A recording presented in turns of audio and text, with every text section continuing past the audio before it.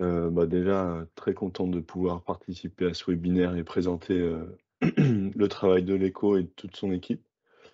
Donc aujourd'hui, on va parler de construction bois automatisé et de neutralité carbone. Donc pardon, l'ECO, c'est une société qui a été fondée, en 2017 par, François Cordier. Donc c'est une société qui aujourd'hui compte à peu près une cinquantaine de personnes. Aujourd'hui basée au Luxembourg. Donc d'abord, une genèse en France, puis, au Luxembourg où le marché de la construction est un petit peu plus souple, sur l'aspect, normatif, ce qui a fait qu'il y a eu une migration. Et aujourd'hui, on a beaucoup travaillé sur les certifications et on se retourne un petit peu vers le marché français, avec, toute la réglementation qui aussi pousse vers, ces modes constructifs bas carbone. Et Ludovic, qui va se connecter, j'espère, est Je suis arrivé, là, je suis là. Il est là, est ouais. arrivé dans l'entreprise pour, démarrer, l'activité commerciale française. Donc il est responsable commercial, de la partie française. Donc si tu veux prendre la main, Ludovic, vas-y. J'ai Mmh. simplement dit qu'on a été fondé en 2017 et qu'il y avait 50 personnes. Bon, je te remercie, Hugues. Bonjour à tous, Ludovic Pereira. Donc, oui, effectivement, je suis en charge depuis le mois de janvier du développement développement de l'éco sur la France, avec une volonté de communiquer et de présenter nos solutions auprès de la maîtrise d'œuvre et de la maîtrise d'ouvrage. Euh, J'en profite pour vous remercier tous de votre présence à ce webinaire et pour remercier Mathias pour son organisation. Oui, effectivement, nous sommes installés en 2017 depuis 2017 à Luxembourg et désormais, fort de notre ATEX de KA et de nos FDES obtenus en mai 2023, euh, nous sommes, euh, nous sommes partis pour développer le marché français avec une réponse qui a un véritable intérêt, qui suscite un véritable intérêt de la maîtrise d'œuvre et de la maîtrise d'ouvrage qu'on peut rencontrer depuis début janvier maintenant. Hugues, tu peux défier. Vous n'êtes pas sans savoir que la construction et le bâtiment, c'est 40%, à peu près 40% des émissions de CO2, et que la simple utilisation de béton et d'acier en représente près de 15%, et c'est toute la raison d'être de l'éco aujourd'hui, et ce pourquoi notre fondateur aussi a décidé de construire autrement. On parle souvent chez l'éco d'une volonté de sortir le bâtiment de l'âge de pierre. Ça a un double sens, bien évidemment, mais avec une véritable volonté de mettre en avant un nouveau mode constructif. On le voit, bah, voilà, on s'est amusé à faire ces deux slides où vous voyez un chantier tel qu'on le connaît depuis des décennies en béton, et ce que peut être un chantier 100% bois sur la slide suivante. Donc, effectivement, c'est euh,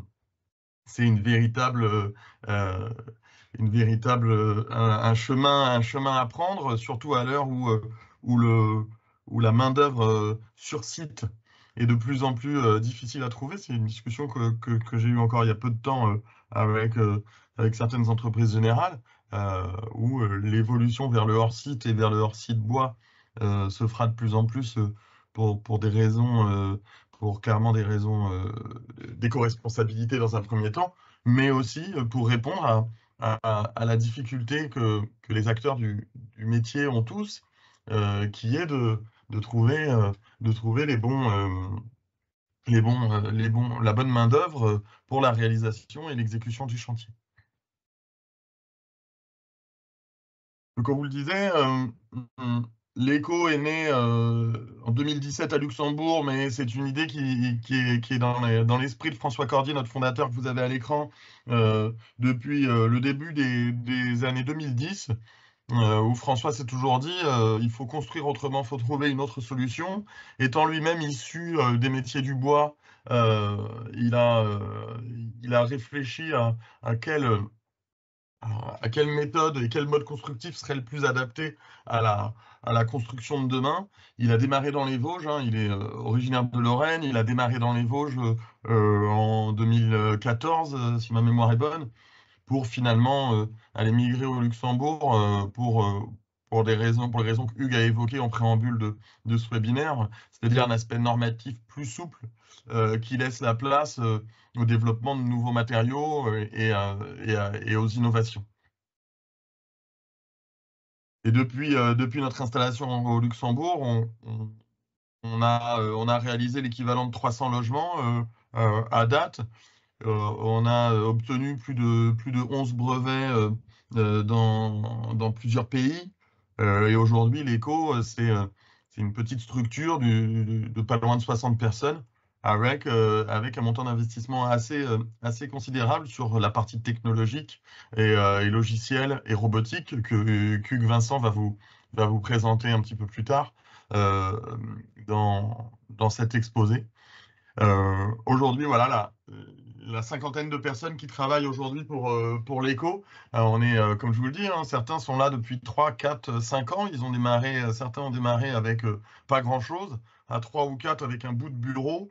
Euh, donc, euh, donc, être là où on en est aujourd'hui, avec un certain nombre de projets sur le Luxembourg et la Belgique, comme vous pourrez le voir, et, et des sollicitations de majors du métier du bâtiment et de la construction et de l'immobilier en France, on ne peut qu'être fier du développement qu'il y a eu ces dernières années. Et ça vous donne, cette slide que vous avez à l'écran illustre complètement l'évolution de l'éco. On a démarré en 2017 par de la maison individuelle et pour petit à petit monter en puissance. Toutes les surfaces que vous voyez indiquées en vert sur le slide ce sont des chantiers qui ont été produits, conçus, produits et exécutés par l'éco, puisque au Luxembourg, on a la capacité d'être également entreprise de construction bois sur le lot superstructure, ce que nous sommes amenés à faire un petit peu en France sur certaines opérations sur lesquelles on est sollicité, même si ce n'est pas la finalité de l'éco.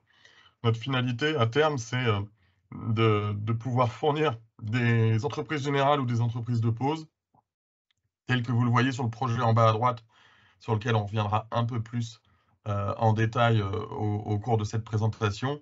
7500 mètres carrés, moitié logement, moitié bureau, avec du commerce en rez-de-chaussée. Et là, l'ECO est dans une position d'industriel fournisseur auprès d'une entreprise générale luxembourgeoise. Et Hugues rentrera dans les détails de ce projet, parce qu'il y a plein de subtilités qui seront susceptibles de vous intéresser. Les, les briques fondamentales de l'éco, c'est un matériau de construction, une superstructure bois bas carbone en 2D, donc en production hors site. Euh, mais c'est une forme de CLT optimisée ou de MOB avec des performances structurelles supérieures à ce que vous connaissez. Aujourd'hui, notre superstructure sont des montants et des traverses de Douglas qui sont vissés collés en connexion croisée avec à l'intérieur de l'isolant en fibre de bois, comme vous pouvez le voir sur l'illustration sur votre droite, qui illustre très bien notre produit et notre superstructure.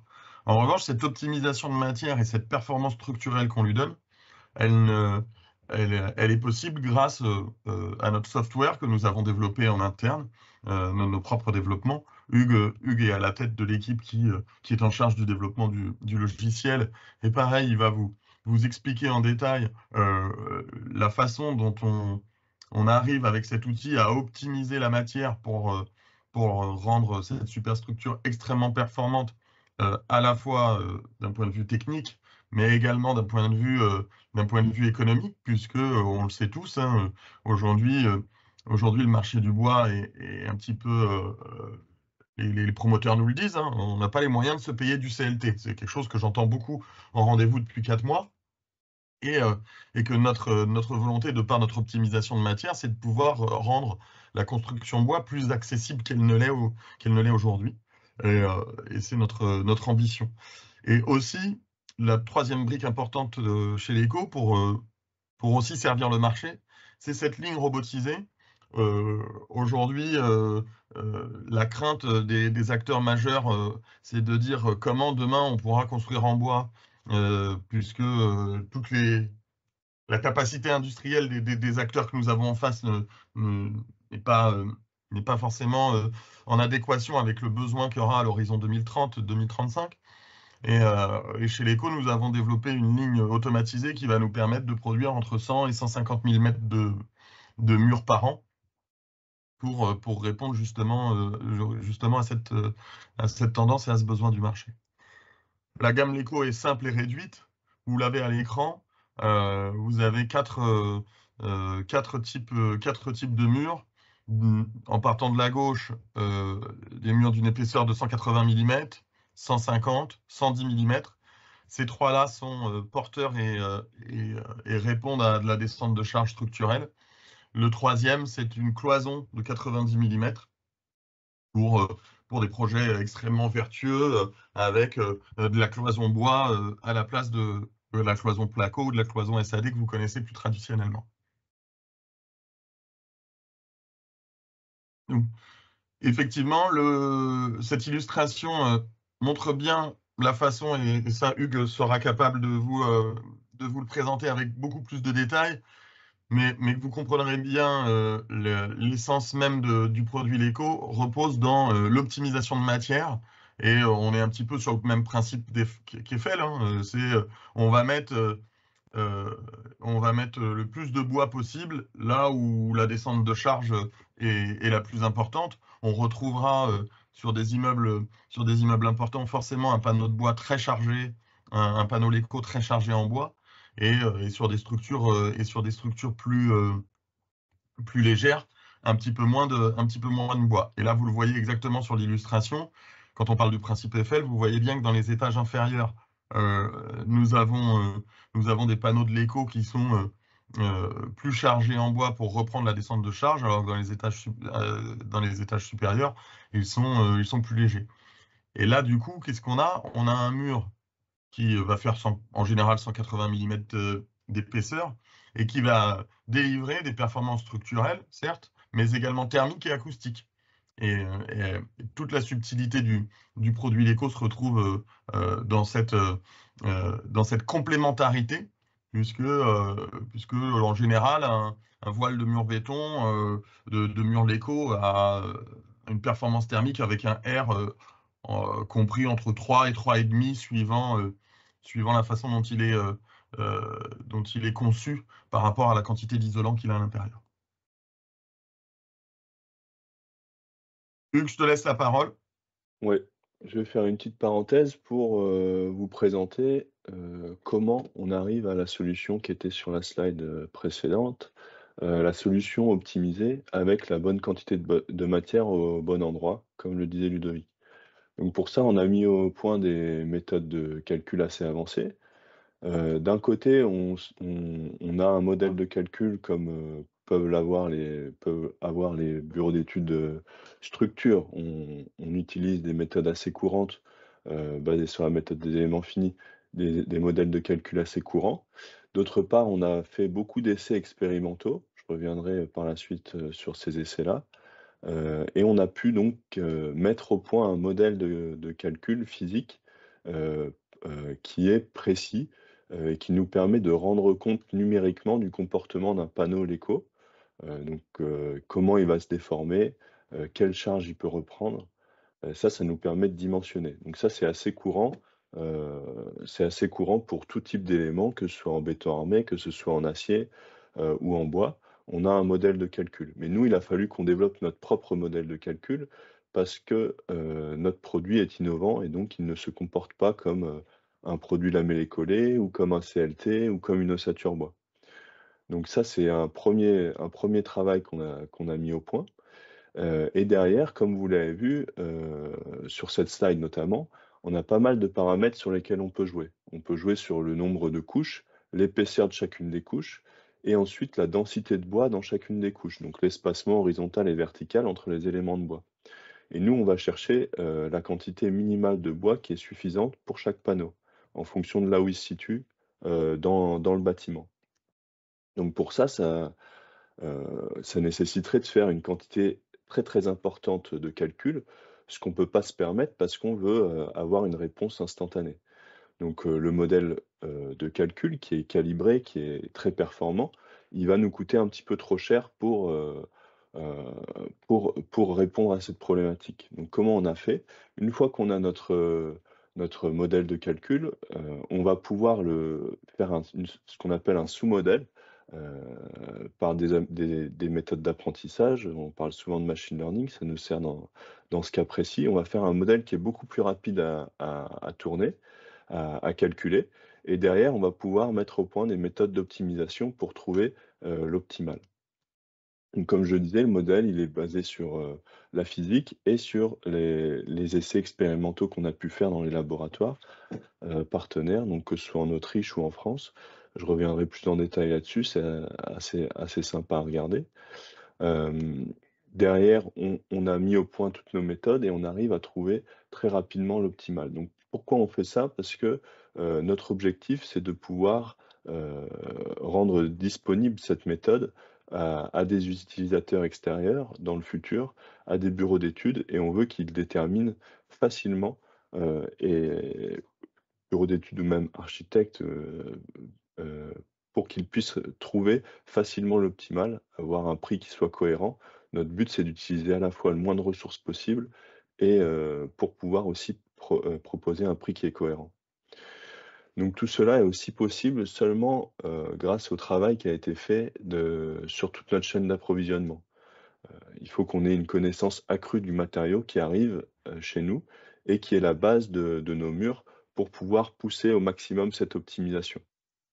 Donc là-dessus, on a fait tout un travail, avec des partenaires. On va sourcer des grumes auprès d'exploitants forestiers, donc dans des endroits, bien définis, avec des caractéristiques bien précises. Donc ici, il y a le drapeau français, on se source principalement en France. On a aussi quelques grumes qui proviennent de Belgique.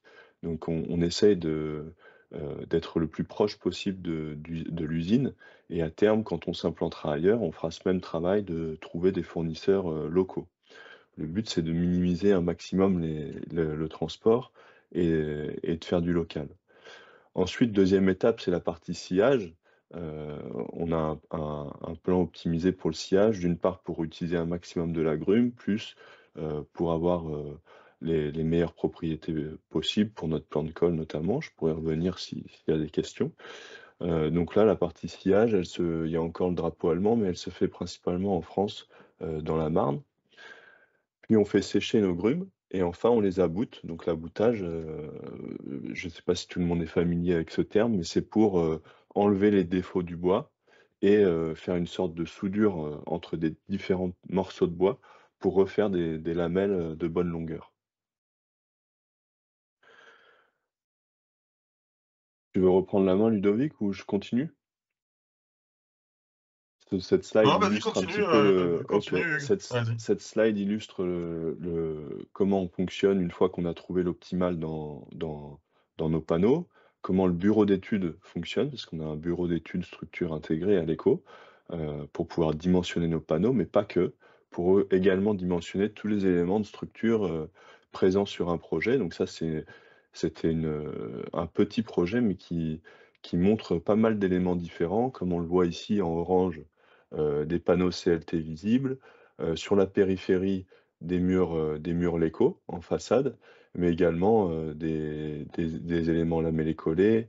Heu, donc on est capable de mixer, différents éléments pour mettre le bon matériau au bon endroit, comme on entend souvent, et ce qui est juste, et de pouvoir avoir une approche assez, frugale en ce sens.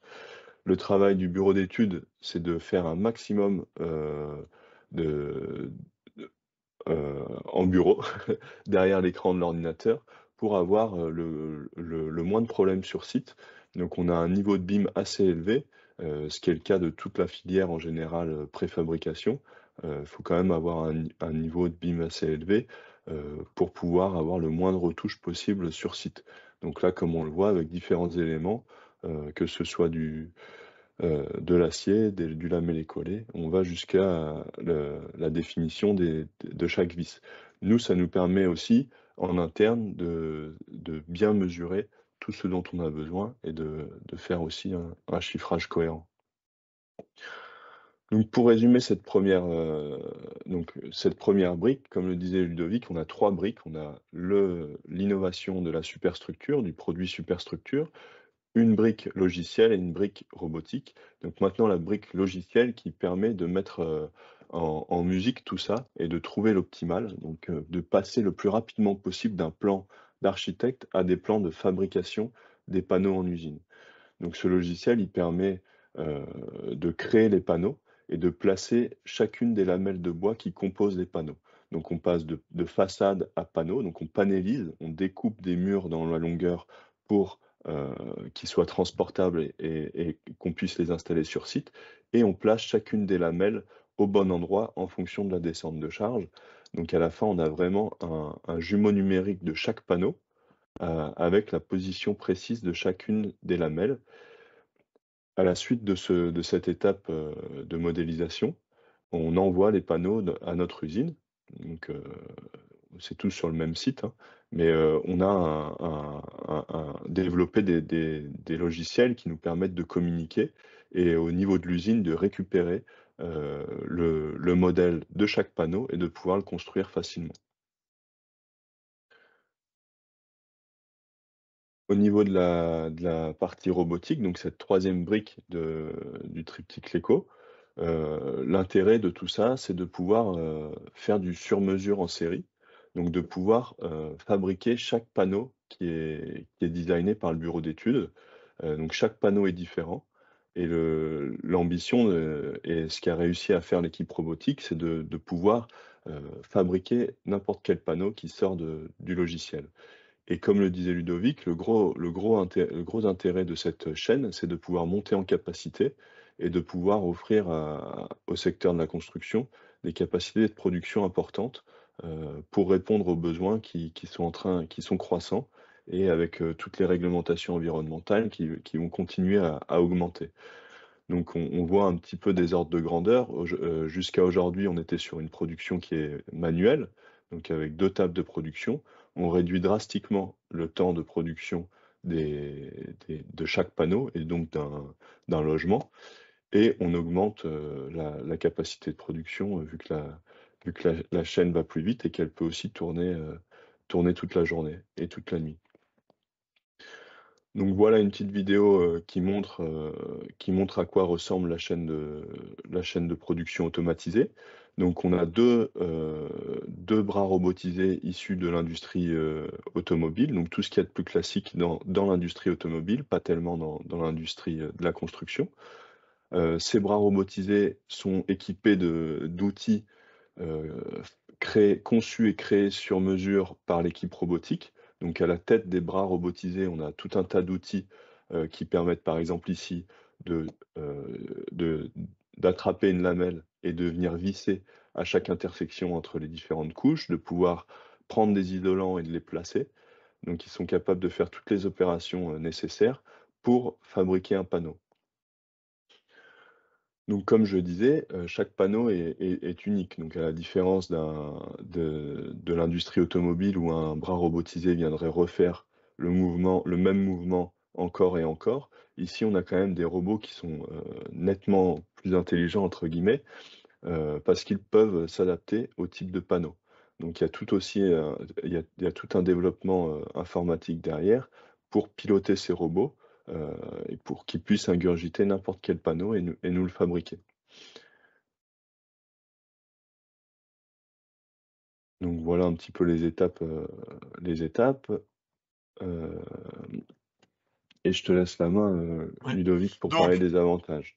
comme vous l'avez, comme vous avez pu le voir sur les précédents éléments que nous vous avons présentés, la solution aujourd'hui l'éco par rapport à ce qui existe sur le marché dans la construction bois, c'est déjà en termes de production et de conception de produits. vous avez vu ce principe d'optimisation, la bonne matière au bon endroit, la bonne quantité de matière au bon endroit, ce qui nous permet d'avoir un produit qui, globalement, va utiliser 60% de bois de moins que dans une configuration classique en CLT. Bien évidemment, 95% de colle en moins. Vous savez que le CLT, c'est beaucoup de colle. C'est pour ça que sa performance bas carbone, elle est, euh, elle est correcte, mais elle n'est pas optimum. Et vous le verrez un petit peu plus tard, le niveau de performance bas carbone que nous pouvons annoncer, justement grâce à cette faible utilisation de colle.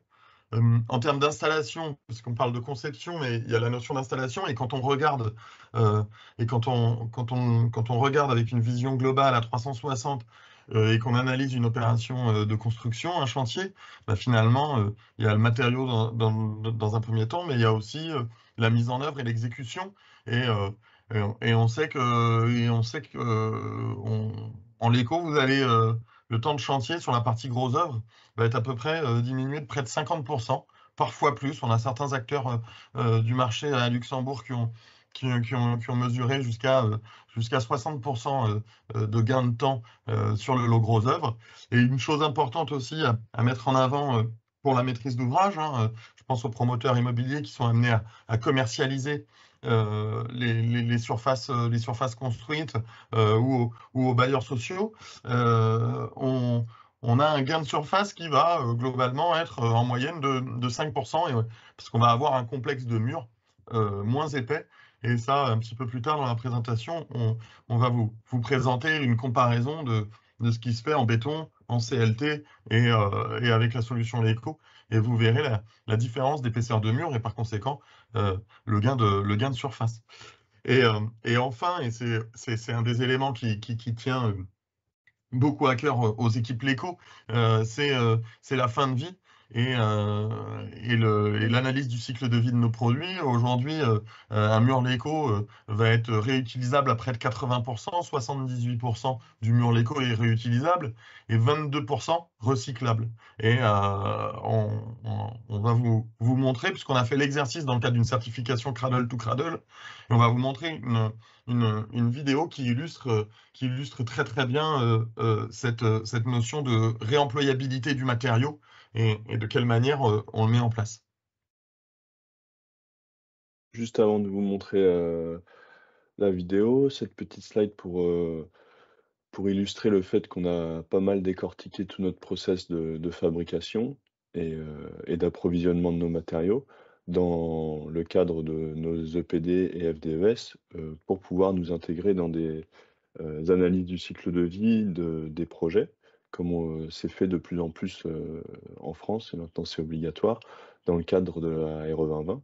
Donc ça, on présentera un petit peu les résultats et on a également fait, le travail qu'évoquait Ludovic, dans le cadre de la certification Cradle to Cradle, où on a montré la faisabilité de démontage d'un panneau. Donc c'est quelque chose qu'on met dans nos contrats, la possibilité de reprendre, les panneaux en fin de vie. Donc comment ça se passe? La membrane est découpée, elle est recyclée, elle est en polypropylène, elle est recyclable par le fabricant. Ensuite, on vient découper, c'est allé un petit peu vite, je vous le remets. On vient découper les morceaux de bois qui sont pas collés, donc qui sont sains. Donc on les voyait ici. Pardon, je laisse la vidéo tourner, sinon ça va être chaotique. Donc on vient découper les morceaux de bois là où ils sont pas collés, donc entre les connexions. Toutes les connexions collées, vissées, elles sont recyclables pour faire de l'OSB, par exemple. C'est le problème de la colle, on ne peut pas réutiliser, on peut recycler. Les morceaux de bois sains, eux, sont réutilisés, ils sont réaboutés et réutilisés. Donc là, on va voir l'étape qui n'est pas faite chez nous aujourd'hui, qui est l'étape d'aboutage. Donc on vient faire des petites dents dans le bois, mettre de la colle et réabouter pour faire des lamelles à longueur. Les lamelles reviennent chez nous, on peut refaire un panneau différent selon la demande. Par exemple, ici, un panneau avec l'ouverture, on réutilise les isolants. Étant donné que les isolants sont juste coincés en force, ils sont ni agrafés, ni collés, ni vissés, donc on peut les réutiliser et refaire un panneau. Donc un gros pouvoir de réutilisation en plus d'être, pour le reste 100 recyclable. Donc ça, c'est un fort argument pour nous, heu et qu'on a essayé de mettre en avant dans toutes nos certifications. Donc si on résume un petit peu, on a et ce qui permet d'attaquer le marché français, comme le disait Ludovic, on a l'ATEX de KA, donc qui nous permet d'être, certifiés ou d'être pris en compte dans des projets sur l'aspect, fabrication, process, structure, calcul de structure et derrière on a nos certifications environnementales, FDES, EPD pour, les autres marchés européens et aussi, qualité de l'air avec les essais qu'on a pu faire, sur nos panneaux. Je vais vous faire une petite parenthèse sur, le produit à nouveau. On revient un petit peu sur le produit, simplement pour vous présenter, comment on en est un petit peu arrivé jusque-là, même si on a déjà évoqué, pas mal de choses. Heu, mais comment on répond aussi, avec le bureau d'études, aux sollicitations, sur chaque projet. Donc sur chaque projet, on est challengé sur, l'aspect structure, feu, acoustique, thermique et maintenant, environnemental. Donc comment on répond à tout ça avec notre produit qui est innovant? Comme je disais, on a fait énormément d'essais. On a fait des essais destructifs dans le cadre de notre ATEX, notamment. On a fait des essais au FCBA, on a fait des essais, à Innsbruck en Autriche, avec un laboratoire, partenaire. Donc on sait comment se comporte notre produit, hem et on est capable de le modéliser. On en a parlé, avant. Donc sur l'aspect structure, on a vraiment tout décortiqué, on a regardé ce qui se passe au niveau d'un panneau, entier ici, dans le cadre d'un essai de contreventement, mais on a aussi regardé ce qui se passe plus précisément au niveau des connexions collées vissées. Donc on a vraiment, regardé l'ensemble des comportements, qu'on retrouve dans un projet, dans un ouvrage. Donc ici, c'est un essai, type flambement où on vient regarder la capacité maximale et le type de rupture d'un panneau. Encore un autre essai, celui-ci en Autriche, où on regarde, le cisaillement d'un panneau. Donc on a vraiment, fait le tour du comportement de notre panneau. Donc ça, c'était pour répondre à l'aspect structure et ça a alimenté tout le travail, de l'ATEX pour avoir notre certification. Au sein de notre ATEX, elle est disponible en ligne, on pourra aussi remettre les liens, à la suite de cette présentation, notre méthode de dimensionnement est présentée, comment on dimensionne un panneau. Alors, aujourd'hui, comme je le disais, c'est, le bureau d'études en interne qui le fera. Hem, ensuite, 2e item qui est toujours, demandé sur chaque projet, c'est le feu. Donc, le seul moyen, même s'il y a des manières dans l'Eurocode de dimensionner au feu, le seul moyen de montrer un petit peu comment se comportait au feu, le panneau Leco, c'était de faire un essai grandeur nature. Donc on a fait 2 essais au feu au CSTB, où on a un petit peu, compris, mieux appréhendé le comportement au feu, de notre panneau qui se situe, un petit peu entre, le CLT et la MOB, heu, comme on pouvait le dire précédemment. Donc ça, c'est des essais importants qui permettent déjà d'avoir des PV de résultats qui sont indispensables, pardon pour le lapsus, qui sont indispensables sur les projets, et donc mais surtout ça permet de rassurer les différents acteurs. En plus que le résultat, ça permet de d'avancer dans les projets et de rassurer tout le monde. Sur l'aspect acoustique, on a également fait beaucoup d'essais, parce que c'est des choses c'est peut-être l'un des points sur lequel on est le plus challengé dans la construction bois, étant donné on est sur des structures légères, il faut pouvoir bien gérer l'acoustique. Souvent on dit que l'acoustique est mauvaise dans un bâtiment en bois, il suffit de bien le dimensionner et la difficulté, ou le challenge plutôt que la difficulté, c'est d'arriver à une solution qui soit, heu, optimale, sans ajouter tout un tas de couches. Donc, on pourra aussi faire suivre notre documentation technique dans laquelle on retrouve beaucoup de résultats, sur des compositions classiques compositions qu'on peut mettre en œuvre. Enfin, la partie thermique, mais qui est pas illustrable ici, où on a développé un modèle de calcul de la performance thermique et de la performance hygrothermique de nos murs Leco. Un modèle de calcul qui a été validé par, l'université de Fraunhofer en Allemagne, qui est spécialisée, là-dedans. On sait calculer, la valeur U ou R de nos panneaux, heu, mais il y a rien de sorcier. On a aussi pas mal, échangé avec des bureaux d'études thermiques, qui retrouvent, peu ou prou les mêmes résultats et où on les guide et ils retrouvent les mêmes. La performance thermique aussi qui est très intéressante, sur le panneau Leco. Et enfin, l'aspect environnemental, donc pas mal de données ici, mais simplement pour illustrer que, on a avec un scénario mur Leco plus plancher CLT, ce qu'on propose aujourd'hui, en attendant de développer notre propre système de plancher, on arrive à des résultats, bien meilleurs que, une solution tout béton qui sera impossible à mettre en œuvre dans les années qui viennent avec les différents paliers qu'on doit atteindre, pour la RE 2020. Le E plus C moins, c'est l'ancêtre de la RE 2020, mais si on regarde la RE 2020, on a, nos différents, heu, résultats pour 1 m² de mur Leco, pour 1 m² de CLT ici de type plancher, donc 200 millimètres, 200 millimètres d'épaisseur, sans commune mesure, avec l'équivalent béton qui lui est fortement positif. On passe d'une solution qui est autour de on va dire moins 100 kg de CO2 équivalent par mètre carré, heu voile et plancher à, plus 100 kg de CO2 équivalent par mètre carré. Il y a c'est vraiment un lot, le lot superstructure qui est un lot, sur lequel il y a beaucoup d'impact. C'est jusqu'à 25 de la construction. Si on regarde en bas à gauche, c'est en tout petit, mais l'information importante, c'est que le lot superstructure, comptabilise jusqu'à 25 des émissions, de CO2 dans une construction. Et le lot et la solution tout bois et la solution tout bois avec l'éco permet donc de faire une coupe drastique dans le budget carbone et donc d'atteindre les seuils ou de s'offrir la possibilité d'utiliser d'autres matériaux dans d'autres lots. Donc c'est très important de bien comptabiliser, de bien se rendre compte où sont les gains potentiels dans un projet de construction. Je sais qu'il y a One Click LCA qui assiste et qui pourrait vous accompagner là-dedans avec leur solution de logiciel. On a fait l'exercice sur, le projet Ovald, sur lequel on reviendra, avec, 600 tonnes de CO2 carbone biogénique stocké.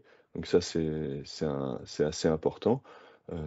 Au début, ce projet était conçu en béton, c'est vrai que là, c'est un gain immense heu, pour nous directement, heu et un impact en moins de la construction sur nos émissions de gaz à effet de serre, au niveau planétaire. Hem, Maintenant, venons-en, à une petite comparaison. Ludovic en parlait tout à l'heure. À quoi ça ressemble sur un projet, si on regarde un peu en détail, et qu'on compare une solution LECO à une solution CLT et une solution béton armé. On a pris un cas de charge assez courant, tout est marqué sur la gauche, les hypothèses, hein. Donc là, ici 300 kilonewtons, il y a une petite faute sur le kilo, pardon. 300 kilonewtons par mètre linéaire, appliqué sur un mur, disons un mur de façade. Nous, on l'a dimensionné en Leco, avec un 5L 180, donc un mur Leco de 180 millimètres, dans lequel, en fait, on aura beaucoup de vide et donc beaucoup d'isolant. Ça a tout son intérêt, j'y reviendrai juste après. En face de cette, solution, Leco, on aura besoin d'un CLT de 160 millimètres, donc un petit peu plus fin que le Leco, forcément parce que lui est massif, heu, il est 100 en bois. En béton armé, on pourrait, avoir besoin de moins que ça, mais en général, ce qu'on rencontre très souvent, c'est des voiles de 20. Ici, pour la comparaison, on a mis un voile de 20 centimètres en béton armé. L'objectif de cette slide, c'est de montrer, quelle est l'épaisseur totale d'un complexe, quand on veut atteindre une performance thermique bien déterminée. Donc ici un R de 5 ou un U de 0,2, selon que vous parliez en U ou en R. Donc pour atteindre cette, performance thermique, nous sur le mur Léco, on vient rajouter une contrecloison intérieure de 50 millimètres en laine de roche, dans laquelle on pourra faire passer des techniques, pour, par exemple des boîtiers de prise électrique, et cette contrecloison participe également à la protection au feu. Donc ça, c'est une solution qu'on fait assez souvent. Ça permet aussi de découpler, de traiter l'acoustique, donc ça a pas mal d'effets bénéfiques. Donc là, ici, c'est la solution qu'on propose. On atteint cette performance thermique juste avec cette contrecloison intérieure et l'isolation au sein du mur Léco. Pas besoin d'isolation extérieure. Contrairement au CLT, où si on veut atteindre, la performance thermique, visée, il faut qu'on rajoute une contrecloison, donc ici 45 millimètres, et une isolation extérieure de 120 millimètres. Donc 165 millimètres d'isolation en laine de roche, en plus du CLT qui isole, mais pas tant que ça. Le béton, lui, n'isole pas du tout, donc pour atteindre la même performance thermique, il faudra rajouter 180 millimètres de laine de roche. Au total, on a des complexes qui sont très différents, des épaisseurs de complexes qui sont très différents, avec un mur Léco qui ne fait seulement 242,5 millimètres, contre 337,5 pour le CLT et 392,5 pour le béton armé. Donc il y a une grosse différence entre les différentes solutions proposées avec un net avantage pour le Léco. C'est tout l'intérêt du produit, c'est d'être optimisé d'un point de vue structure pour laisser de la place à l'isolant et du coup de pouvoir être performant d'un point de vue thermique. On le voit ici, hein, l'optimisation structurelle, on a seulement 0,17, donc là c'est un trumeau de 3 mètres par 1 mètre, donc 1 mètre de large, 3 mètres de haut. On a 0,17 mètres cubes de bois contre 0,48 mètres cubes de bois dans le cas du CLT et 0,60 mètres cubes de béton dans le cadre du béton armé. Donc on est vraiment sur une approche frugale, comme je l'ai dit un petit peu avant, où on utilise le moins de matière possible. On met également, un indicateur qui aujourd'hui n'est pas pris en compte dans les indicateurs cibles de la RE 2020, mais qui nous touche tous, c'est quand même la consommation en eau. Si on regarde juste le béton, il y a besoin d'eau pour le béton, vu que c'est un mélange de granulats de sable, de ciment et d'eau. Donc il y a besoin de beaucoup d'eau et il y a besoin aussi de beaucoup d'eau tout au long du processus de fabrication du béton. Donc ça c'est quelque chose qui nous marque et je pense qu'il marquera, de plus en plus les acteurs de la construction. La consommation excessive en eau et en sable, qu'on peut déjà plus se permettre, mais on s'en rend pas forcément compte encore. Donc tous ces chiffres, ils sont issus des FDES, une FDES du FCBA pour le CLT, une FDES, du béton, on a les sources. Donc ça, c'est des données qu'on a directement, qui sont directement extraites des FDES. Au niveau empreinte carbone, si on regarde le cycle de vie plus le module D, on a un bilan qui est très favorable, au Léco. Pourquoi? Parce que l'isolant qu'on met à l'intérieur, c'est de la fibre de bois. Donc, nous, on a notre FDES pour notre panneau isolé en fibre de bois, qui est négatif, et on rajoute peu de laine de roche qui, elle, a un bilan positif. Donc on reste sur un bilan négatif pour notre mur. Le CLT, lui, il a besoin de, comme je le disais, de 165 millimètres de laine de roche, ce qui lui fait passer son bilan en positif. Et le béton, on peut en parler, mais mais c'est évident, il a un bilan, fortement positif parce que le béton, sur la partie structurelle, le béton armé a un bilan très positif, un très, très fort impact et la laine de roche, vient accroître cet impact. Donc on a vraiment des solutions qui sont, très différentes et cet exercice met bien en valeur fait comprendre le produit Léco et montre en quoi il est pertinent par rapport, au contexte actuel, au contexte environnemental actuel. Maintenant, je vais laisser la parole à Ludovic qui va nous parler du projet Ovald, qui est le projet, le plus gros projet sur lequel on a travaillé jusqu'à maintenant, qui est un projet en cours de réalisation et qui est très intéressant. Voilà. Merci Hugues. Effectivement, ce projet, c'est le projet phare de l'éco jusqu'à présent. Et il y en a d'autres qui sont à l'étude qu'on aura l'occasion de vous présenter également. Donc, comme on l'a dit, on a environ 8000 mètres carrés, des bureaux d'un côté, des logements de l'autre. On travaille sur cette opération en qualité de fournisseur uniquement de l'entreprise CLE, qui est une entreprise générale luxembourgeoise, filiale du groupe belge CFE. Donc, on a affaire à des acteurs qui sont véritablement des gens du milieu de la construction béton, et qui petit à petit basculent vers certaines opérations qui se font en construction bois, on avait fait quelques-unes, mais plutôt traditionnellement, bien évidemment, en CLT.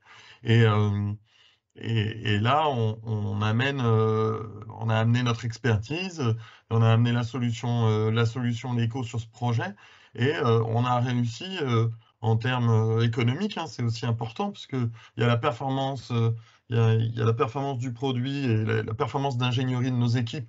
Et je pense que vous avez pu voir dans les éléments de ce qu'on vous a présenté que il y a un haut niveau de compétences d'ingénierie chez Léco, mais il y a aussi un produit qui permet de répondre aux besoins d'un marché de plus en plus contracté. Et sur cette opération-là, au global, hein, toujours dans la vision 360, on a pu être 70 000 euros moins cher que la solution béton. Donc, c'est une manière, alors vous me direz, à l'échelle d'un projet comme celui-ci, 70 000 euros dans le déboursé, c'est peut-être pas quelque chose de considérable, mais c'est une manière pour nous d'illustrer que non, faire du bois, ce n'est pas forcément avoir un déboursé global 25 ou 30% supérieur à une solution béton ou à une solution poteau-poutre plus FOB, comme on peut le voir habituellement. Le projet 100% bois est réalisable et aussi économiquement accessible. Toujours est-il, tout dépend de la conception du bâtiment, hein. Quand on se retrouve avec des grandes trames et des grandes portées de dalles et, et qu'il faut installer des planchers en CLT de 30 centimètres, là, effectivement, l'équation économique est pas toujours la même. Mais c'est pour ça qu'on aime mettre en avant ce projet et on aime mettre en avant aussi le travail de nos équipes bureaux d'études. Donc là, cette slide, elle illustre clairement la compétence de notre BE et ce qu'on vient apporter à la maîtrise d'œuvre, à la maîtrise d'ouvrage et à l'entreprise d'exécution de pose en matière de détails et de savoir-faire sur la modélisation 3D. Et on ne laisse rien au hasard. Je pense que si Hugues, tu as peut-être un point de détail à évoquer sur l'image qu'on voit en bas à gauche de cette slide, peut-être? Ouais, c'est simplement pour aller dans le même sens que ce que tu as expliqué, c'est que le bureau d'études a des compétences importantes, en termes de calcul.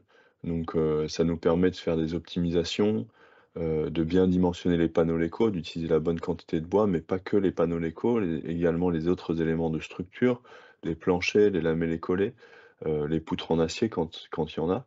Mais c'est aussi un bureau d'études qui pousse loin le curseur sur la partie exé, on parlait du BIM, et donc qui fournit des niveaux de détail importants pour, les équipes. D'abord, ça a été les nôtres et maintenant, sur ce chantier, une entreprise générale, le niveau de détail, suffisant, enfin même plus que suffisant, heu, pour bien exécuter, bien mettre en œuvre, les différents éléments pour créer cette superstructure en bois. Merci. Et slide suivante, si on regarde, on voit aussi, on voit aussi l'illustration du Lego et on voit aussi notre capacité à, à introduire aussi d'autres matériaux. Vous le voyez là dans l'image en bas à gauche, sur la partie droite du bâtiment. Euh, on, on a été obligé pour des raisons de portée d'intégrer une poutre en lamellé collé dans le linteau de la menuiserie, et pas uniquement faire un cadre Léco tel que on peut le voir sur les bâtiments de gauche, où là, vous avez un cadre Léco avec le tableau de fenêtres qui est créé. On est venu intégrer cette poutre en lamellé collé, nécessaire pour des questions de portée et de descente de charge. Mais sachez que sur le petit trumeau Léco que vous voyez entre les lamellés collés, hein, qui doit faire quarantaine de centimètres, bah, il y a de la descente de charge, il y a de la reprise, et là le Léco est assez dense en bois pour supporter la descente de charge nécessaire dans ce bâtiment. Ouais, et j'ajoute juste sur un point là-dessus, c'est effectivement la descente de charge est importante et la reprise de ces efforts par les panneaux Léco est possible, et d'autant plus possible qu'il nous a permis de supprimer tous les poteaux en rive qui étaient à la base, quand la solution avait été switchée du béton à du bois, ça a été d'abord un poteau-poutre plus FOB, et donc avec des poteaux lamellés collés en façade, donc à l'intérieur du bâtiment, et donc la solution Léco permet aussi de gagner de l'espace habitable à l'intérieur en supprimant ces poteaux de rive. Donc ça, c'est très intéressant. Heu, Ça a été évoqué par Ludovic, mais je rajoute juste un point, donc au fond à gauche, toujours dans cette image en bas à gauche, on voit sur la gauche, la partie résidentielle, donc peu d'ouverture, 100 Léco, avec contreventement assuré par, les murs Léco, heu et sur la partie de droite, donc 2 typologies de bâtiments bien différentes. Sur la partie de droite, un bureau, hem, un projet de bureau avec un noyau en béton, des planchers en CLT et des façades Léco. Donc ici, le contreventement, la stabilité est assurée par le noyau. Ça, c'est quelque chose qu'on retrouve assez souvent, et c'est d'autant plus le cas ici qu'on a des énormes ouvertures et donc peu de matière pour reprendre, les efforts latérales dans les façades. Et même une troisième typologie de bâtiment dans ce projet, c'est pour ça qu'il est très intéressant pour nous, pour montrer tout ce dont on est capable de faire, tout ce qu'on est capable de faire. Au rez-de-chaussée, une partie commerciale où là, on a, des séparatifs en Léco, donc des murs non porteurs, mais qui font office de façade, donc quelque part de la FOB. Heu, mais ça, c'est pas couvert dans notre ATEX, mais comme on le disait aussi, au Luxembourg, on est capable si ce serait possible en France, mais c'est beaucoup plus appliqué au Luxembourg. Si on le justifie bien auprès du bureau de contrôle, ça peut être validé et mis en œuvre sur des projets. C'est comme ça qu'on a travaillé jusqu'à avoir notre ATEX, heu, donc on l'a mis en œuvre sur ce projet. Quelques petites photos de la réalisation. Donc là, on était, au niveau rez-de-chaussée, dans la galerie commerciale, avec les murs, non porteurs, que je viens d'expliquer. Donc, des petites photos, d'interface, lamellé-collé Léco.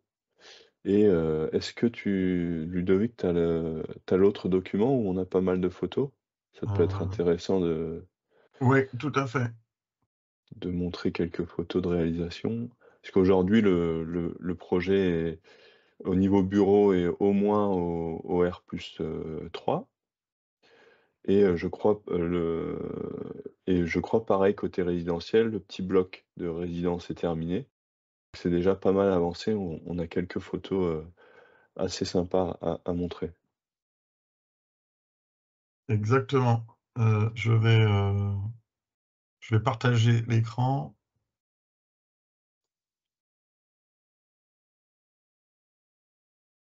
Ça va nous permettre. On reviendra sur la présentation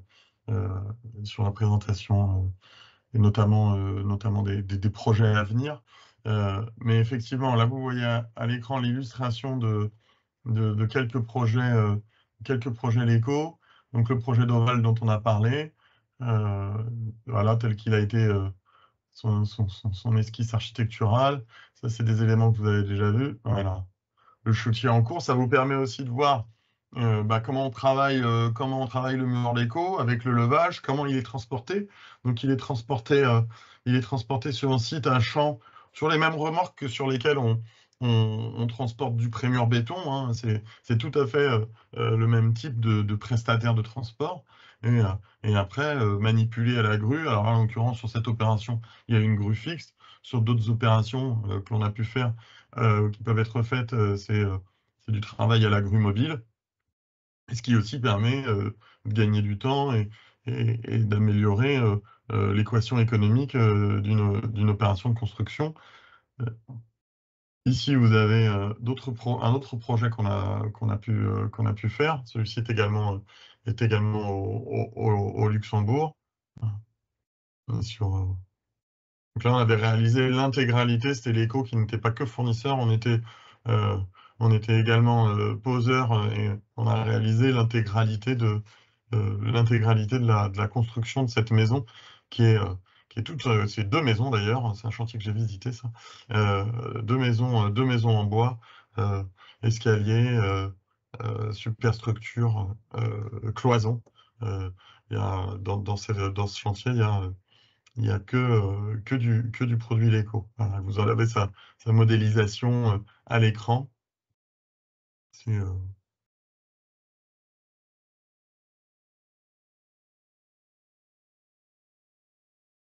C'est un projet assez intéressant. Et Hugues, tu voulais montrer un des tout premiers projets de l'éco. Je m'excuse, messieurs, dames, je vais un peu vite.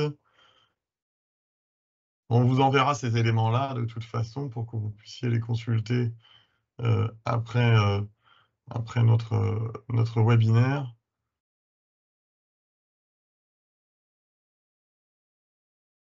Voilà, ça c'est des logements collectifs. Il y a du logement collectif et du logement individuel sur cette opération que nous avons réalisé également. Une extension sur celle-ci.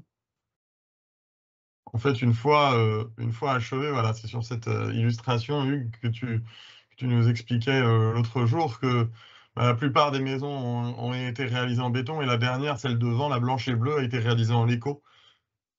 Et bien évidemment, on ne voit aucune différence dans Dans la l'esthétisme, dans l'esthétisme. Ouais. mais dans la performance thermique, La performance thermique et la performance carbone, là, il y a une différence. Ouais. exactement. Donc voilà, on vous transmettra également ce book de réalisation de l'éco pour que vous puissiez avoir des éléments post-webinaire et qui vous permettront d'avoir de bonnes illustrations de ce qu'on vous a présenté aujourd'hui. Hugues, tu peux peut-être reprendre la main sur la Ouais. présentation PowerPoint, s'il te plaît, et après, je vois l'heure défiler. On est très bavard et je pense qu'on va avoir quelques questions à la suite. Je voudrais juste qu'on présente les 2 projets que l'on va réaliser cette année à Luxembourg et sur lesquels on a amené des solutions techniques en termes de superstructure qui ont satisfait la maîtrise d'œuvre et la maîtrise d'ouvrage. Je te laisse évoquer ces solutions, Hugues. Ouais. Alors, ici, c'est un projet, qui a été conçu en bois avec un exosquelette, mais c'est pas la partie qui nous intéresse. C'est plutôt, les façades. Les façades qui avaient été conçues en poteau-poutre lamellé collé. Et nous, là, la proposition qu'on a faite, c'est, de faire des façades, Léco, comme on peut le voir ici. Donc, on a un tout petit peu épaissi cette partie, de trumeau, mais ça nous permet pour pouvoir faire des cadres comme on le voit ici. Donc, en fait, on intègre plusieurs baies dans un même cadre Léco. Ça nous permet d'avoir beaucoup moins de levage, d'être beaucoup plus pertinent, d'intégrer le linteau dans le Léco, pardon, et donc en fait d'avoir beaucoup moins d'éléments rapportés et beaucoup moins de matière au total, donc d'être plus pertinent économiquement. Donc ça, ça c'est jamais visible, hein, c'est une vision, une visualisation pour illustrer. La superstructure, tous les vides sont remplacés par de l'isolant, sont comblés par de l'isolant, pardon. Et comme on le voit, il y a quand même pas mal de vide. Donc comparé à une solution, massive en lamellé collé, on va aussi faire un gain sur le complexe total. Comme on l'illustrait, précédemment, on va avoir moins d'isolant rapporté, côté intérieur ou côté extérieur, pour avoir une performance énergétique, une performance thermique, visée. On va avoir moins d'isolants rapportés, donc un complexe plus fin. Et à la fin, on peut habiller comme on veut, en bois, ou une finition, plaque de plâtre, et la peindre, et arriver au même rendu que si on avait fait du massif, avec une performance thermique meilleure, je le redis. Autre projet, qui est en cours d'étude, toujours au Luxembourg. C'est un projet assez particulier parce que, comme vous le voyez, une façade en gabion avec du béton recyclé, qui est suspendu à une, superstructure bois. Donc, aujourd'hui, la structure bois, c'est du CLT de 200 millimètres d'épaisseur. Nous, on a fait, notre, notre étude, et on trouve, pertinent de proposer un mur CLT de 180 un mur Leco de 180 millimètres d'épaisseur. Donc tout à l'heure, on avait vu le comparatif Leco CLT avec un CLT plus fin que le Leco. Ici, on a un Leco plus fin que le CLT proposé. Donc il n'y a pas de règles à suivre. Ici, on est déjà plus fin, mais on est surtout plus pertinent parce on retrouve, comme dans le projet précédent, des cadres Leco avec linteau intégré, des cadres, qui comportent plusieurs, ouvertures, et donc moins de levage. Si on compare, à droite, vous avez la solution CLT, avec tous les éléments qui arrivent, un à un, donc il faut assembler sur site. Donc ça fait 32 panneaux différents, 32 levages, alors que pour l'éco, vu qu'on intègre les baies à l'intérieur, enfin les ouvertures, et les linteaux, on a seulement 8 panneaux, donc 4 fois moins de levage à réaliser sur site. Donc on a un gain de matière qui est évident, on le voit à l'écran, on a des panneaux plus fins avec beaucoup plus de vide, on aura une performance thermique meilleure, mais on a également un gain de temps sur chantier qui est considérable avec, la solution, proposée ici.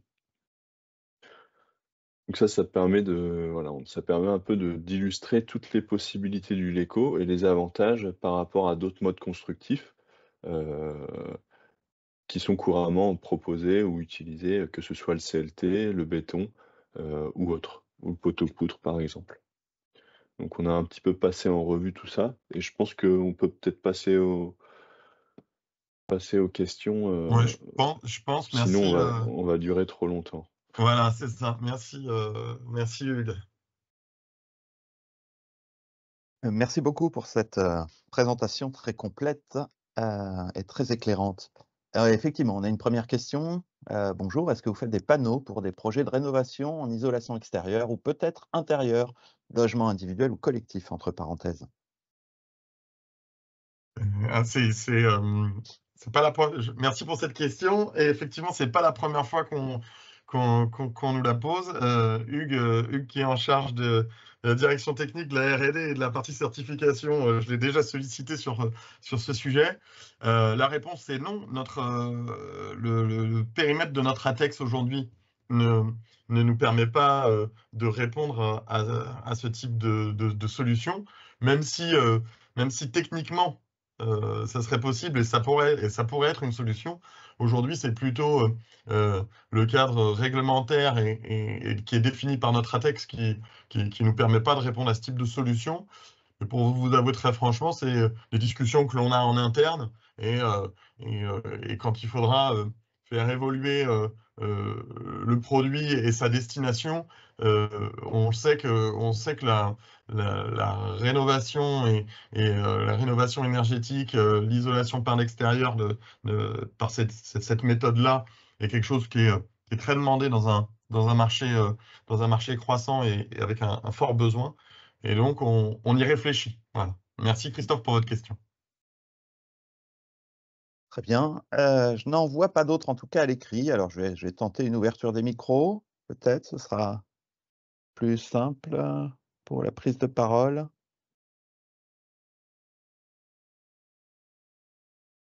Bon. En tout cas, on voit beaucoup d'intelligence et pas qu'artificielle, dans votre, solution. Une question: avez-vous établi des comparatifs, de coûts avec des solutions courantes? On l'a eu fait Je vous remercie Fabien pour cette question.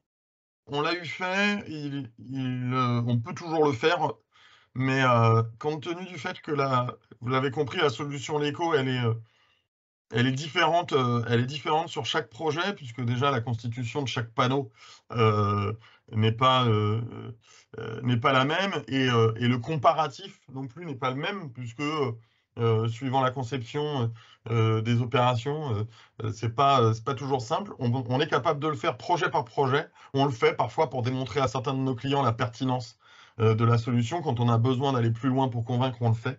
En revanche, si vous voulez qu'on évoque l'aspect tarifaire, je peux vous donner une fourchette de prix dans laquelle on répond, sur les opérations sur lesquelles on répond, nous, en fourni posé aujourd'hui, c'est-à-dire conception par le bureau d'études structure LECO intégrée du lot superstructure, fabrication et mise en œuvre sur site, sachant que nos équipes sont basées à Luxembourg et que quand on chiffre une opération, un chantier à exécuter, on le chiffre avec des frais de déplacement, on va être compris entre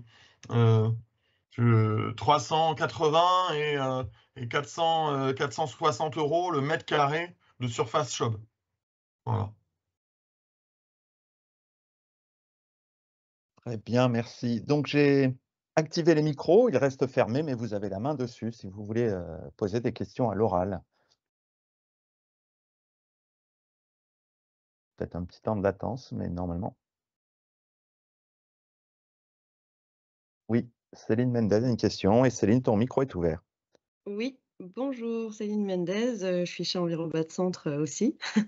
Bonjour. Du coup, j'avais une question sur, parce que j'ai noté en début de webinaire que vous utilisiez du Douglas.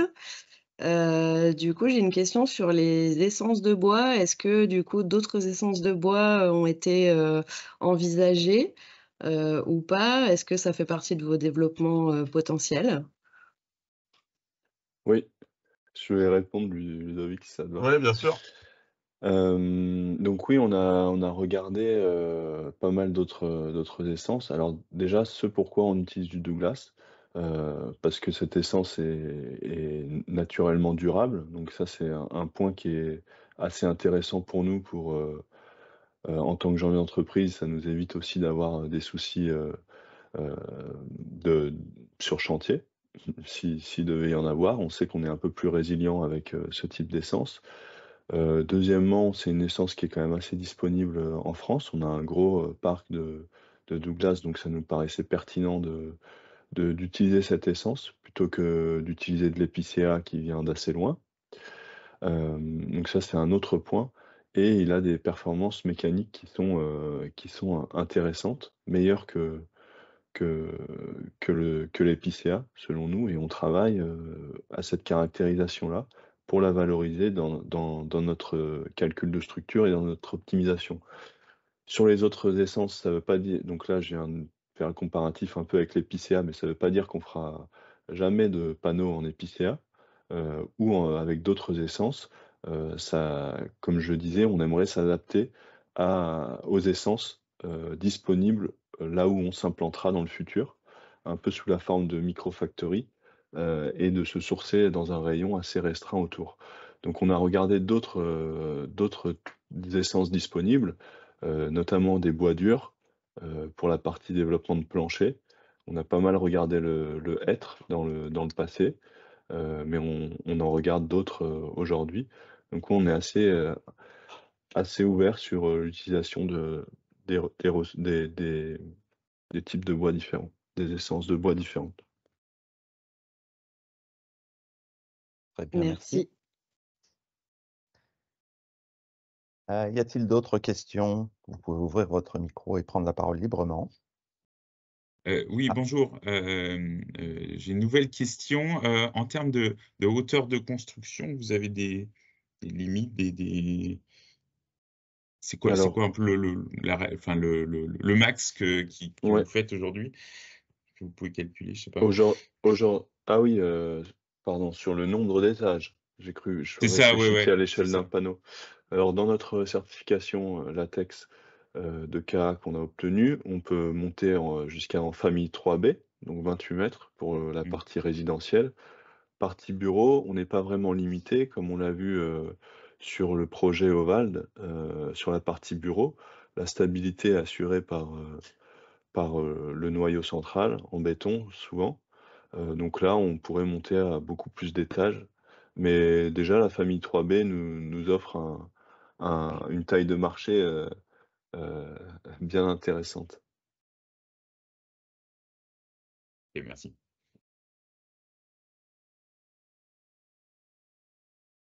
D'autres questions peut-être? Oui. Alors, bonjour. Dans les panneaux, peut-on mettre n'importe quel type d'isolant, laine de chanvre, boîte de cellulose ou bien uniquement de la laine de roche? Très bonne question et la réponse est oui. On peut, dans la texte, en fait, notre innovation, elle est plus sur la partie, structure, donc sur, l'assemblage des lamelles, la capacité à le dimensionner et à avoir un produit paramétrique et on peut mettre tout type d'isolant sous avis technique. Donc la réponse est oui, on peut changer le type d'isolant. Très bien. Ben moi, j'en ai une, je vais me permettre de la poser, un peu dans le sens de la question de Christophe sur la rénovation, avec les questions de densification. Est-ce que, le produit Leco est adapté à la surélévation, par exemple? Mmh. Excellente question, Mathias. Et effectivement, c'est le fameux sujet de comment on traite les dents creuses, notamment. Et effectivement, c'est des échanges qu'on a avec pas mal de bailleurs sociaux, puisque qu'ils ont le foncier disponible au-dessus de leur tête, comme on dit. Et oui, le produit Leco est adapté. On a pas mal de projets à l'étude dans des surélévations de 3, 4, 5 niveaux, puisqu'en plus, étant donné qu'il est très léger, même déjà, il est bien plus léger que le béton, plus léger qu'une solution CLT, il permet vraiment d'envisager des surélévations, même sur des structures qui sont pas toujours des structures existantes qui sont pas toujours extrêmement performantes quand on voit les études qu'on a pu voir sur certaines opérations. Donc oui, et c'est un sujet qu'on voit beaucoup. Très bien, merci. Je ne vois pas d'autres questions à l'écrit. Moi, j'ai une autre question, si c'est possible, Mathias. Oui, Encore bien sûr, Céline. on a jusqu'à 11h. J'avais une question sur les essais au feu en fait qui ont été faits, parce qu'on a vu du coup sur les images que c'est la structure en fait qui a été testée. Du coup, est-ce que vous avez fait aussi des essais Le Pire plutôt sur la propagation en façade ou pas? Pas encore, non. C'est au programme. Ce sera la suite des essais qu'on devra mener. Pour l'instant, on n'a fait que les essais, 2 essais comme vous l'avez vu sur un mur, plutôt un mur intérieur, pas un mur de façade. Parce que là, vous dites qu'en logement collectif, vous montez jusqu'à 28 mètres. Enfin, j'imagine que c'est avec le complexe laine de roche en fait quand même à l'extérieur par rapport au Alors, feu ça ou c'est pas? ouais, c'est une possibilité. Nous, on se rattache, au guide, propagation feu façade, Ouais, du Codifab, oui. par FCBA CSTB et donc soit un panneau écran thermique, à 2, soit une laine de roche de 60 millimètres minimum, comme on le Ouais, ferait ouais, sur, une ossature bois, classique ça marche. ou CLT d'ailleurs. Et d'ailleurs, ça me permet d'amener un complément, parce que je ne sais plus si on l'a évoqué. On est assimilé on est rattaché au DTU 31.2 du MOB. Et donc notamment pour tout ce qui est habillage de façade, vous peut faire sur le mur Leco tout ce que l'on retrouve dans le DTU 31.2.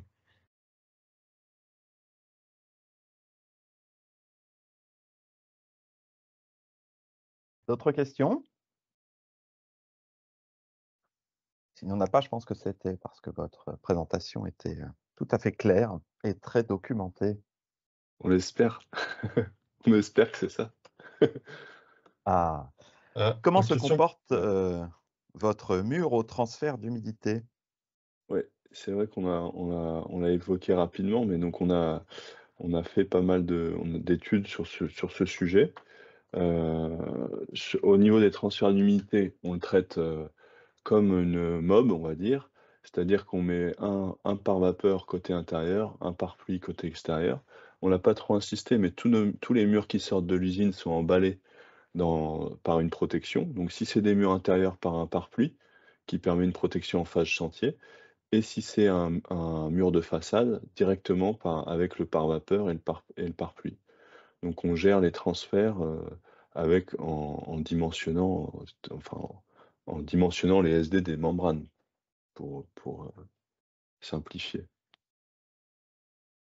Mais j'ai un peu quand même évoqué, ça fait partie du modèle hygrothermique validé par cette université en Allemagne.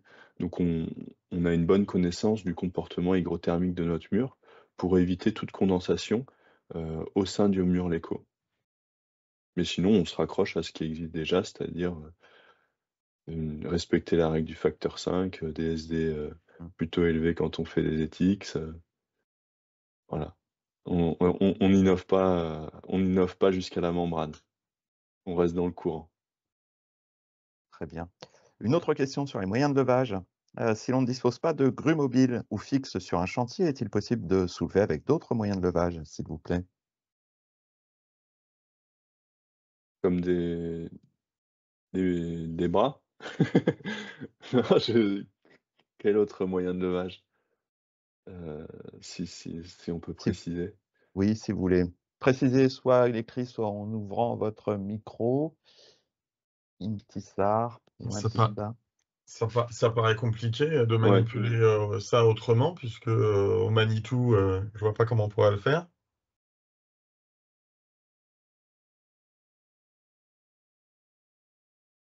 En tout cas, on connaît précisément le poids des panneaux quand ils sortent de l'usine. Les crochets sont déjà installés sur le panneau. Donc ce qui est couramment fait, comme le précisait Ludovic dans la présentation, les panneaux sont sur des racks. Et pour pas mal de chantiers, on a la grue directement sur le camion. Sur les chantiers de moyenne taille et sur des chantiers de grande taille comme Oval, on a une grue fixe. Monte charge, Manitou, ouais. Faut regarder par rapport à la capacité max. Je botte en touche, moi. Ludo? Monte charge, pourquoi pas, mais effectivement, le poids d'un panneau Leco 3x6, Hugues, en moyenne, est-ce qu'on a ça sous le coude tout de suite là, comme info? Le poids d'un panneau, ça devrait être. Attends. Je veux pas dire de bêtises. 1 mètre carré de panneau, doit être à 40 kg. 40 kg par mètre carré. Ok. Donc, ça doit être ça, non? C'est comme. Ouais. Ça fait 720 kg, quoi. Un panneau de 3x6.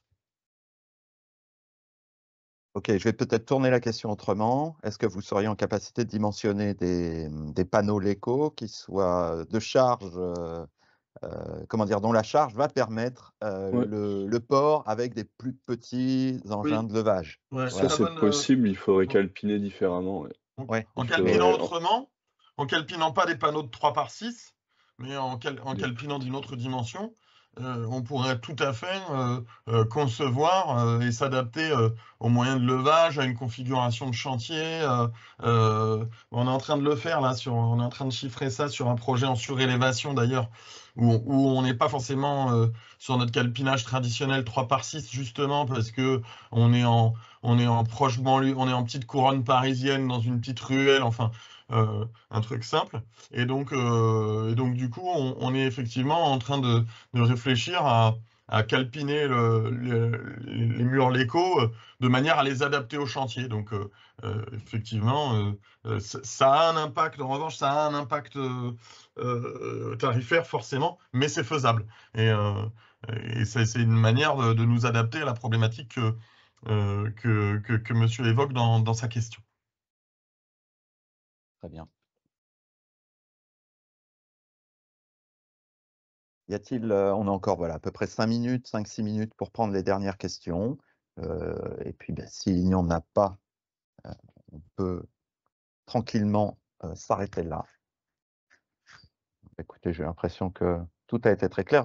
De toute façon, on pourra toujours vous recontacter ultérieurement si des questions venaient Avec plaisir, ouais. Avec plaisir. ultérieurement.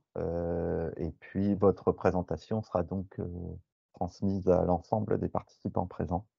Exactement, on va transmettre les présentations, notre ATEX, le lien pour notre ATEX, le lien de nos FDES et le lien de notre documentation technique qui seront à disposition des participants et avec nos coordonnées.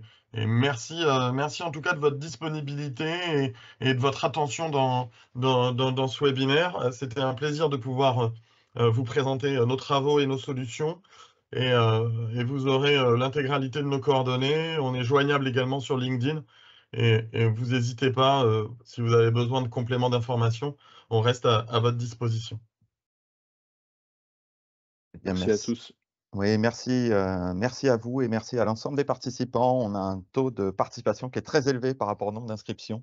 Donc, merci pour votre assiduité. Merci. Un petit mot, Mathias. Je vous remercie pour cette sollicitation et pour l'organisation de ce webinaire. Merci beaucoup. Merci pour les échanges que nous avons eus avant. Et je tiens à remercier mon collègue et néanmoins acolyte Hugues Vincent pour ces précisions techniques qui, je pense, ont été appréciées de notre auditoire du jour. Et encore Merci merci à à toi, vous deux. Ludovic.